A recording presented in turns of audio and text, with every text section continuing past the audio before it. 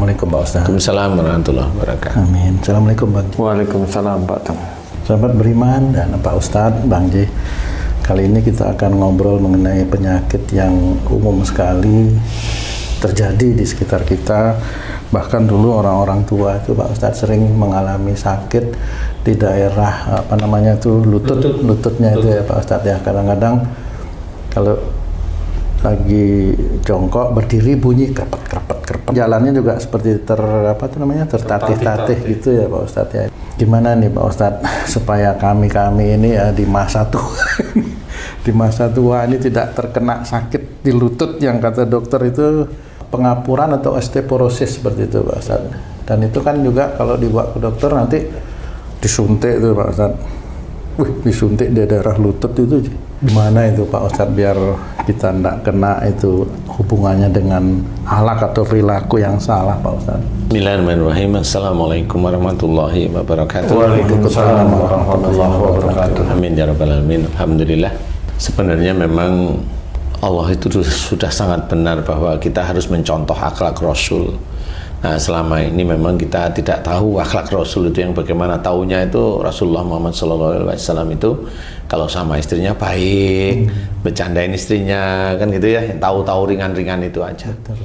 Tapi intinya adalah kalau dari sisi akhlak yang selama ini Alhamdulillah diizinkan oleh Allah Ta'ala, saya ketahui itu yang berhubungan dengan lutut ini berhubungan dengan keluasan di dalam mengatur rumah tangga. Saya melihat tubuh itu adalah kayak seperti keluarga, kemudian lutut itu dipergunakan untuk berjalan, jadi istilahnya lutut itu dipergunakan untuk mengatur rumah tangga, mengatur ya, istri kepada suami, suami kepada istri, khususnya seperti itu, mengatur rumah tangganya itu mau dibawa kemana nih, mengikutin suaminya atau mengikutin istrinya, itu lutut istilahnya. Maunya kemana kan arahnya gitu, bisa ke sana bisa balik, itu kan lutut ya, disuruh ajak jalan. Nah, kalau ada seseorang yang lututnya krepek-krepek atau kena osteoporosis itu ya pengapuran, kemudian itu kenapa? Sebenarnya memang dokter sudah betul bahwa di sendi lutut itu panas sehingga olinya habis katanya. Pelumasnya habis katanya. Jadi kalau ada kamu mamanya punya bengkel mobil, isi aja sama pelumas mobil itu. Tapi kan untuk manusia beda, ada cairan untuk nyuntik. Tapi itu tidak menyelesaikan masalah. Oke, orang-orang tertentu itu hanya dingin. Memang betul dingin itu. Tapi tidak menyelesaikan masalah karena di sini memang ada panas, ada sesuatu yang kalau dilihat itu, kalau teman-teman yang ahli lutut itu kan lututnya itu over berjalannya. Aus jadi ya. Aus. Over berjalan. Lah kan nganalisa kan untuk apa lutut nanti kan enggak juga sih sebenarnya. Jadi orang over berjalan ya enggak, orang yang naik gunung itu over terus enggak sakit lutut kan gitu ya. Orang dari kecil sampai tua berapa puluh tahun jalan terus. Ya jalan terus kan gitu ya. Ada yang enggak apa-apa, ada yang ini, ada yang over, ada enggak. Insya Allah bukan dari situ. Tapi kalau memberikan analisa seperti itu monggo aja, ya monggo aja. Tetapi kalau kita melihat dari sisi akhlak, dari sisi Islam, nah ini hubungannya adalah di dalam mengatur rumah tangga, itu kunci nomor satu. Kemudian apa yang terjadi kok lututnya sakit? Depan nih ya, bukan belakang. Depan.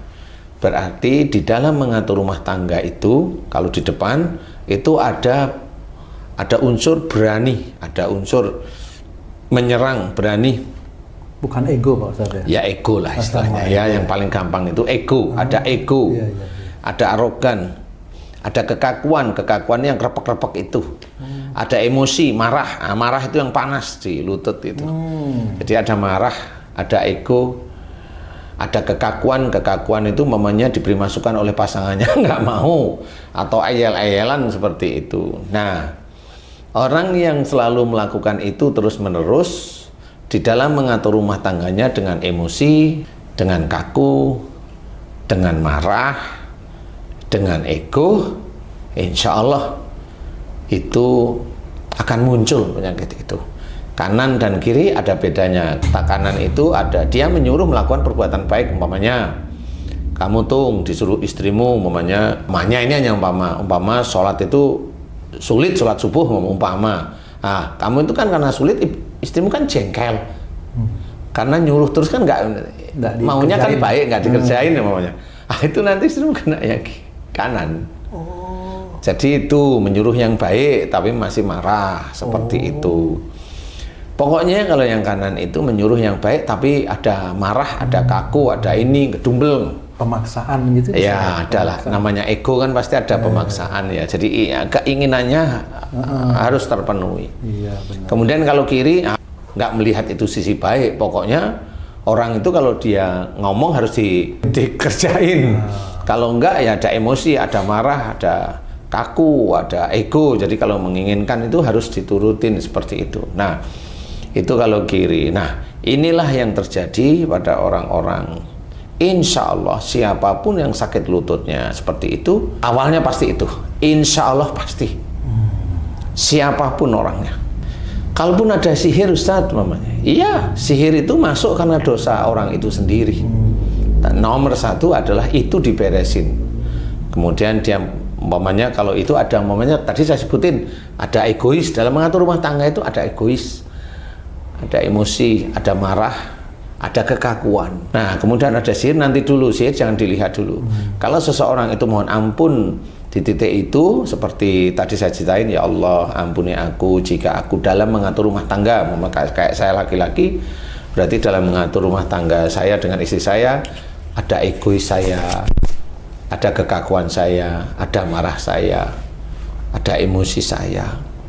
Jika itu dosa, ampuni dosa-dosa saya. Astaghfirullahaladzim. Doanya sebenarnya ya gitu, astaghfirullahaladzim, tapi sampai ke hati. Astaghfirullahaladzim, astaghfirullahaladzim. Ulangi doa itu. Ya Allah, jika lutut saya seperti itu, kanan dan kiri boleh, tapi khusyuk ya. Kemudian tidak hanya cuma doa, kerjakan dalam kehidupan sehari-hari. Apa? Nanti mulai tidak banyak ngatur di dalam rumah tangga. Jadi intinya adalah doa seperti itu terus-terusan. Kemudian sehari-hari jangan lakukan menyuruh dengan arogan, menyuruh dengan ego, menyuruh dengan marah, kaku. Jangan, biasa saja sekarang. Insya Allah nanti yang di sini, yang panas, yang ini dia akan berkurang, mulai berkurang. Nah secara sunatullah kalau itu panasnya sudah berkurang, otomatis kelenjar-kelenjar untuk mengeluarkan cairan di sini normal lagi.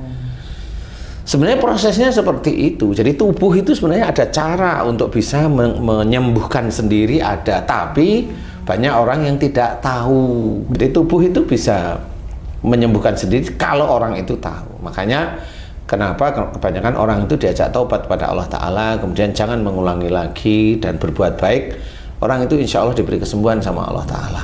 Nah karena memang itu yang harus dikerjakan, dan itu pun juga dulu kenapa Rasulullah itu nggak kena osteoporosis ya, karena memang beliau lembut, sama istrinya halus, nggak pernah marah. Umpamanya kalau Rasul itu kalau istrinya minta ini kan dia ngomongin, diakomodir lah ya. Kecuali kalau kamu tuh lagi keluar sama istrimu mau belanja di mall, kamu nengok ke kanan nggak lepas-lepas, marahlah istrimu, marah istrimu, kamu juga ikut marah. Nah ini kan nggak selesai. Jadi keinginan yang tertunda tapi sama-sama marah. Istrimu marah melihat kamu nengok kanan, kamu marah kenapa dia marah. Makanya itu kalau dilakukan terus-menerus nanti sini juga akan kena osteoporosis. Jadi osteoporosis insya Allah dari situ. Kemudian caranya gimana? Doa, tobat kepada Allah Ta'ala. Tanpa obat insya Allah kalau memang tobatnya benar insya Allah bisa sembuh. Kecuali kalau memang itu tidak bergeming sudah berbulan-bulan tapi serius kemudian berusaha berubah, sakitnya tidak bergeming, insya Allah ada sihir. Gitu, insya Allah ada sihir. Yang dulu masuk sejak dulu, sakit sejak awal, kapan nggak taunya waktu dilihat, oh ingat saya awal sakit lutut saya yang kiri atau yang kanan itu sejak dulu, saya masih umur 40-an tahun, memang nggak terlalu saya rasa, tapi tambah lama kok tambah sakit. Nah, itu berarti insya Allah selain dari perilaku yang tidak baik tadi saya sebutkan, insya Allah ketambahan sihir. Kenapa sihir masuk di situ? Lutut ya. Iya, kenapa itu dukunnya kok pinter kalau dia kekurangannya di situ? Itu bukan dukunnya yang pinter, itu Allah sudah mengatur. Jadi mengarahkannya sihir itu ke kekurangannya dia gitu. Seperti itu. Nah, itulah cara Allah mengajari hamba-hambanya itu untuk mengetahui posisi di mana dia dosanya, di mana salahnya. Jadi bukan saja dosa itu tidak melakukan sholat. Enggak, dosa itu tidak hanya tidak melakukan sholat, ya, termasuk tidak melakukan puasa, itu juga dosa. Termasuk yang disuruh oleh Allah Ta'ala tapi kita tidak melakukan, itu juga bisa dosa. Allah menyuruh lintalahum, artinya lemah lembutlah kamu kepada mereka. Allah menyuruh kita lemah lembut, kita nggak mau, omongan kita kasar, dengan saudara kita kasar, dengan saudara kita ecek-ecekan di YouTube, itu kan nggak ada lemah lembutnya. Lah kalau seorang muslim seperti itu dosa, itu langsung dosa, seperti itu. Nah, disinilah harus kita pahami bahwa Allah itu mengarahkan di dalam Quran, ya. Kita harus belajar dengan cara-cara Rasul, dengan hidayah yang Allah berikan melalui petunjuk dalam Quran, ya kita harus kerjakan sehingga kita bisa, jangan hanya melakukan dosa lah. Ini dunia ini sudah hampir berakhir kok, ya dosa aja yang dilakukan, belajar aja. Wallahu a'lam. Apakah sakit itu memang selalu dengan pasangan hidupnya, Pak Ustadz? Dengan orang tua gitu bisa menyebabkan juga nggak? Iya bisa, itu jelas nomor satu, itu malah yang paling tinggi itu dengan orang tua. Jadi kalau seorang muslim dia berdosa kepada orang tuanya dan dia belum mohon ampun, kematian akan menyongsong, mati muda atau mati di umur 40-an. Itu biasanya ada dosa dengan orang tua. Kalau dengan suami atau dengan istri, insya Allah selama ini saya amati enggak. Cuma dia pasti sembuhnya agak lambat dikit gitu aja. Tapi insya Allah selama ini saya amati, insya Allah bisa. Ustadz, kalau yang tadi kita bahas masalah kaki sakit ini, saya banyak mendengar itu diderita keluhannya nih sama ibu-ibu nih. Ibu-ibu keluhannya kalau saat sholat sakit kakinya. Artinya kan seorang yang selalu taat ibadah nih tanya. Pastilah atau bisa dikatakan pasti selalu berdoa untuk kesembuhannya. Ya kan? Dalam sholat pun mohon agar diberi kesehatan. Nah, duduk di antara dua sujud itu kan ada ya. Warhamni wajburni gitu kan, dan seterusnya. Kenapa kok timbul sakit? Udah doa seperti itu. Apakah nggak ngerti detailnya seperti itu, Ustaz? Iya, ini Haji J, ini pertanyaan ini bagus. Selama ini orang itu selalu bilang kalau kita berdoa pasti dikabulkan, kan begitu. Ayolah kita berpikir secara rasional. Wong kita duduk di antara sujud dalam sholat aja, kita salah satunya mohon agar diberi kesehatan oleh Allah Ta'ala. Itu pun orang muslim pun banyak yang sakit, bahkan sakit nggak sembuh, meninggal. Itu harus berpikir sebenarnya. Berarti tidak semua doa orang muslim itu dikabulkan oleh Allah Ta'ala. Itu harus nomor satu difikirkan itu. Nah, kenapa kalau tadi pertanyaan Haji J itu, kenapa itu kok bisa belum diberi kesembuhan? Karena nggak ngerti, Ji. Jadi tidak tahunya itu karena apa? Karena titik sakitnya itu nggak tahu. Selama ini banyak orang muslim yang pinter-pinter tuh nggak ngerti sakit itu dari mana. Dianggap sakit itu digugurkan dosa. Lah, kalau digugurkan dosanya, ya nggak usah ke rumah sakit, nggak usah keluh kesah, nggak usah minum obat, biar aja katanya dosanya digugurin, kan begitu, nggak usah, kan gitu. Nah, sebenarnya kalau kita ambil dari satu ayat yang sering saya ceritakan, wa ma asabakum min musibatin fa bima kasabat saydikum, apa saja musibah yang kau terima disebabkan dari buah tanganmu sendiri. Titik inilah sebenarnya dasar bahwa sakit itu disebabkan dari buah tangan kita. Ya, dari kalau ini buah tangan kita yaitu musibah, atau kita ambil salah satu musibah itu yaitu sakit, Berarti dari dosa-dosa kita. Nah, dosa mana? Nah, salah satunya kalau lutut itu salah satunya dosanya adalah kalau mengatur rumah tangga ada kekakuan, ada ego, ada marah. Kan seperti itu, Ji. Itu nomor satu itu dulu. Nah, disitulah nanti diterapkan. Tadi kalau saya cerita, kalau memang itu belum sembuh sekian bulan, belum ada geser perubahan, barangkali di situ ada sihir. Berdoalah untuk sihir. Saya sering menceritakan kalau doa untuk sihir itu seperti ini. Semua orang bisa kok menjalankan. Dan banyak orang yang terkena sihir di depan saya, coba doa seperti ini. Dia doa sihirnya langsung luruh, langsung diberi kesempatan oleh Allah Ta'ala untuk sembuh. Sebenarnya mudah. Cuma orang itu dablek. Dia merasa dia punya gaya sendiri yang bisa menyembuhkan. Boleh dites, jangan asal bicara. Tes dulu, bisa enggak? Kalau enggak bisa ya jangan ngomong kalau itu bisa. Kan seperti itu. Nah, ada sihir, cara sihir didoakan kalau sihir itu kalau sakit itu karena sihir telus sanda dan guna-guna dilemparkan oleh orang dolim, ya didoakan agar orang menyihir kita itu agar diselamatkan oleh Allah. Doain aja seperti itu dengan khusyuk. Selamatkan orang yang menyihir diriku, yang menyadat diriku, ya Allah, khususnya menyadat kaki lututku ini. Selamatkan dia ya Allah, amin. Selamatkan dia ya Allah, amin. Tulus, gak usah ada dendam. Kemudian selesai, amin. Subhanallah walhamdulillah wala ilaha illallah wallahu akbar. Lanjutkan itu terus menerus. Nah, kalau itu sudah loh kok berkurang, berarti memang insya Allah betul ada sihir. Kalaupun ada sihir berkurang, tapi 1-2 bulan kok muncul lagi. Bukan muncul, enggak sembuh. Enggak sembuh. Maksudnya sudah berkurang tapi belum total. Ya. Nah, berarti dulu orang itu sering ngamalin. Jadi dia kelihatannya baca Quran tapi untuk duniawi. Nah, itu juga masalah. Jadi kalau seorang muslim dia baca ayat Quran tapi untuk duniawi, untuk ini, dunia semua.